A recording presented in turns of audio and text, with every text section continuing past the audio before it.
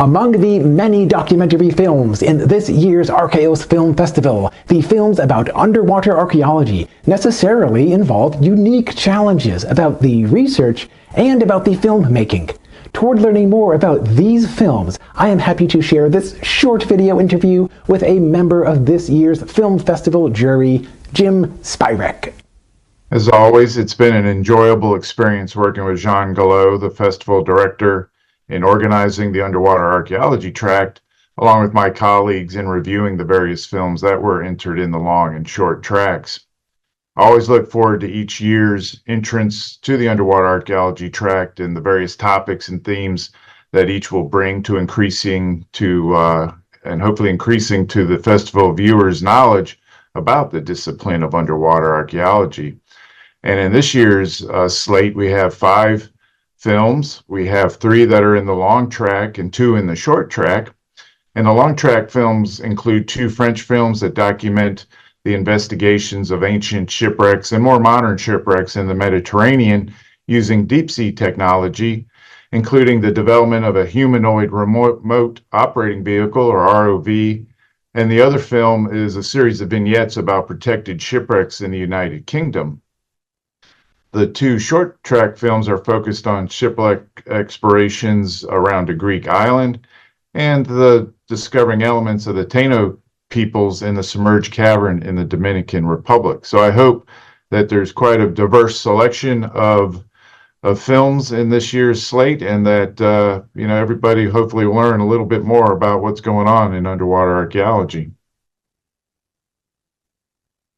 I hope that the festival viewer will get a sampling of the diverse areas of study pursued by underwater archaeologists. And in this year's selections, which includes deep sea explorations and in shallower waters, and even on caverns on islands, where they are studying shipwrecks and sites ranging from the prehistoric past and from ancient historic times to more recent times. And additionally, these films showcase the varied methods used to explore for and document underwater archaeological sites.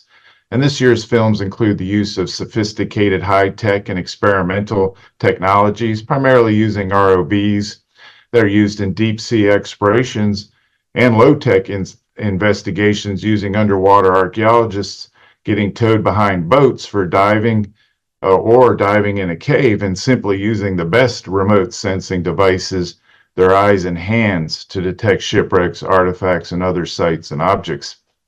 And another important aspect and hope is that the festival viewer will leave with a greater awareness and appreciation for preserving the underwater archaeological heritage for scientific, educational, and recreational purposes.